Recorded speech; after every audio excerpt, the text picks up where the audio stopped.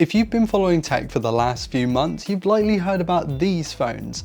They are the Nothing 3A and the 3A Pro. Interesting looking lower mid-rangers with some unique features. I don't know about you, but I've heard nothing but praise about these. And I gotta know, is it all just hype?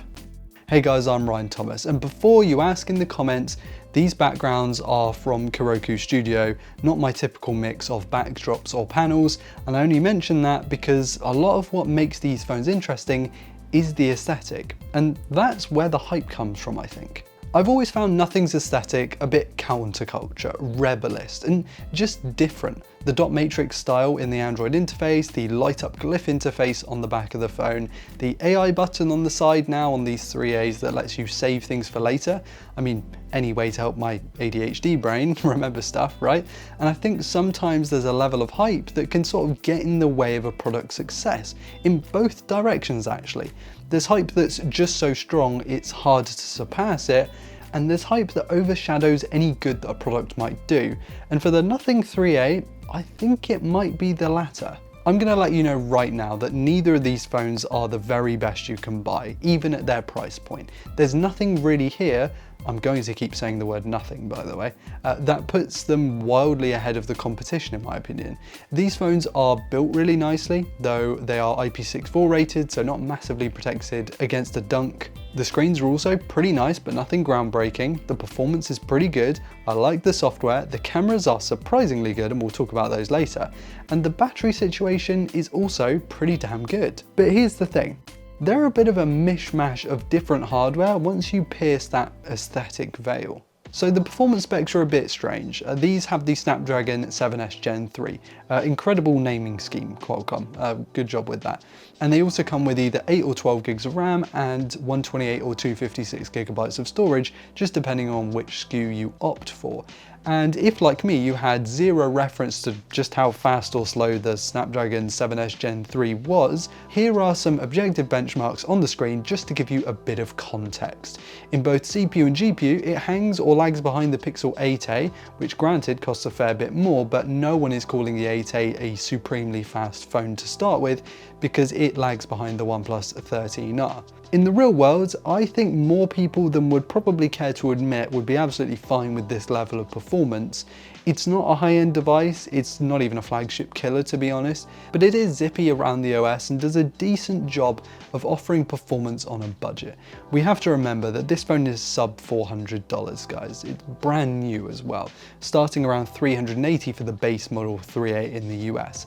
That's $120 cheaper than the likes of the Pixel 8a. And I don't see this phone holding up in terms of speed going 4 or 5 years down the line, if I'm honest, but that isn't totally relevant because, well, Nothing's only offering 3 years of software upgrades from the Android 15 that these things start on, where the Pixel 8a, for example, will get over double that amount of software support.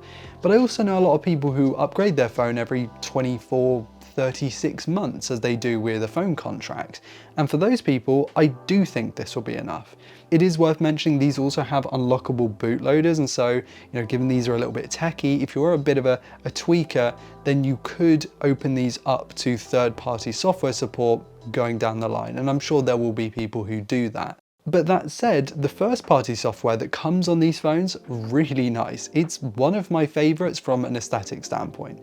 I love the little dot matrix accents, the stuff in the settings, the notification shade layout. They just tweak the standard Android one to keep things looking fresh. I know this is going to sound like a really small thing, but not having the alert slider on this physically, I am appreciative of it being in the quick settings as a bit of a software slider. If I don't get to have a physical one, I'm glad I've got a software one. That is the next best thing. I'm sure you've all heard about this, but the essential space thing on the side, which is basically a key that lets you take a screenshot, and then depending on whether you hold it or you tap it, you can add text or voice to go with it as a bit of a memo. And I know it sounds really gimmicky and maybe that I'm eating up that hype, but genuinely, this is a very cool feature for me. I'm constantly forgetting things, and so having this with the little memo to go with is fantastic. By no means a game changer or a reason to buy this, but that's pretty cool for me. Despite the lukewarm performance and software support, the battery and charging tech is actually pretty good for a phone at this price. 5,000 mAh battery, doesn't matter if you go for the normal one or the Pro, and same goes for the 50 watts wireless charging. Tops this thing up from 0 to 100 in just shy of an hour, which is faster than, your S25 Ultra, your Pixel 9 Pro XL or your iPhone 16 Pro Max, which is kind of crazy when you think about it. And as someone who uses that super fast charging on my personal phone every single day, it is a killer feature to have. Okay, these things don't have wireless charging, despite what they look like from the outside. You would kind of be forgiven for thinking they did. But I think for this price and given the rest of the package, I don't think I hate that omission, to be totally honest. And the cameras, well, you can't miss them, can you? Look at the size of the one on the Pro. These are incredibly interesting. See, these share basically identical main and ultra-wide cameras, save from some small details, but the selfie and the telephoto are different. So I'll talk about the different lenses separately, just so you get a clearer idea of the differences here. The 3A and 3A Pro's main cameras are really solid, not far off flagship size with a 50 megapixel resolution, a bigger sensor than the 8A, and Nothing's color tuning here is pretty solid, I can't lie. I'm sure they don't need to at this price point, but it would be cool if maybe they partnered with a Leica, Zeiss or Hasselblad to really tune the colors in, but again, for this price, maybe that's not even possible. I definitely wouldn't be disappointed in my main smartphone having these cameras. They're really solid, and actually I think the sensor is maybe the same as the OnePlus 13R. The 8 megapixel ultra wide cameras on both of these, again, I think are very similar to the OnePlus 13R. They don't look great in low light, I can't lie, but when you give it enough light, it's able to take some decent photos. Look, I don't hate it. I'm glad that we have the additional field of view option here, but yeah, a 1/4 inch sensor at 8 megapixels, just, it is not great. I believe the standard Nothing Phone 3A's 2x telephoto is the same as what you'll find in a 13R, so a pretty decent little addition, though to be totally honest, I'm not sure it's a necessity on a phone of this price. Maybe they could have swapped it out for a better ultra-wide sensor or something, I don't really know, but it's nice to have, it's just not essential. But the really interesting hardware is that 3x on the 3A Pro, because I believe it to be very similar in specification to the OnePlus 13's lens. Yep, it's around a 1/2 inch sensor at 50 megapixels, and there's clearly more going on in terms of a prism in the shape of this thing versus the OnePlus 13, so it seems like maybe clarity could be improved. What I will say for sure is that the 3x in this camera is fantastic. It's about a 70mm equivalent, and I love the perspective shift that you get with this lens. I shoot most of my photos on my OnePlus at 3x, and having it in a sub $400 phone is a massive dub. You can pinch in around 6x and still get reasonable detail and clarity as well. It's just, wow, this is not something I was expecting on a phone of this price. The selfie shooters are slightly different, as you can see. The 3A has a smaller 32 megapixel sensor, the 3A Pro a larger sensor but also higher in resolution at 50 megapixels.